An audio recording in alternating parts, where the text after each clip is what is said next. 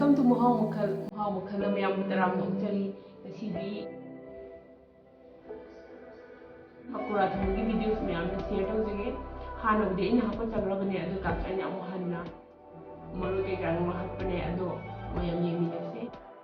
pakora semna bidauta beson khara lore beson stage da pawra ta khabi jira khara thadarani khara pawra musuga moro khara thadarani maris khara thadarani khara hing khara thadarani adigo maru ta khabi khara thadarani thum khara hapjilani machu khatang thadarani baking soda makeup si khara hapjilani aduga kangingai da fajana mix tawrani ko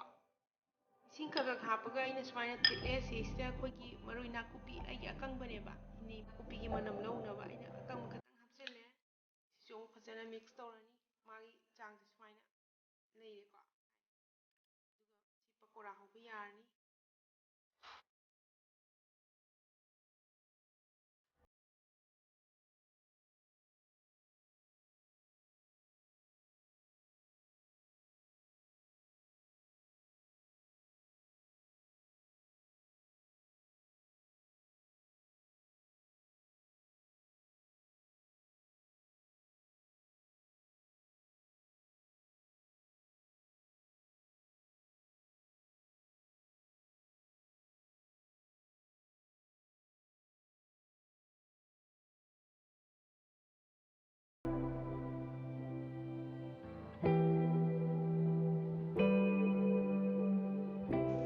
ahanbada pakora thona bidum te aina paste ama semni ko ya paste semna bidum kilogram le o anga ama o atekpa ama kami kita chana tangkai yo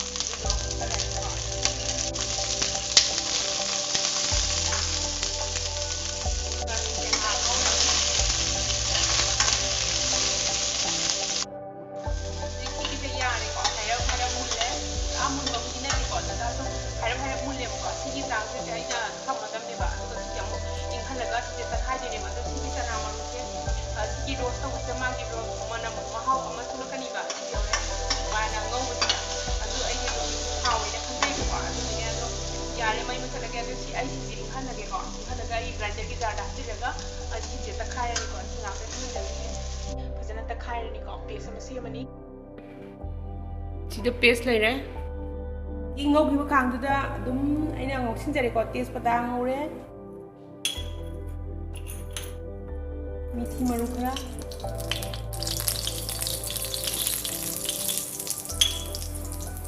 mithi maru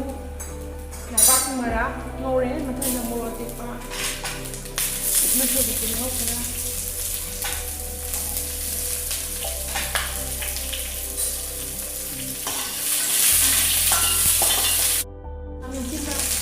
maris maru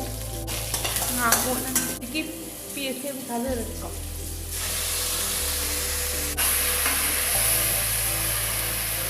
hindi sabay masala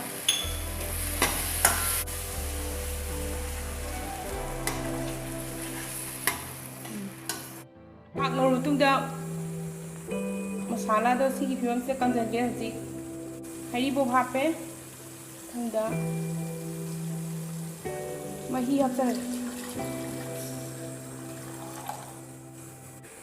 kangtuk to phangdram ni na aina chana tangkhai je lorga smaina ngauraga paste semaga tawda yam hawba adugine thum hapsare jai gi chang chana ai hapsare ko adu de si jing ak sawan jarge ma khupsalaga duga pakora thadara ni ko mahi se saure minute manga muk saure ko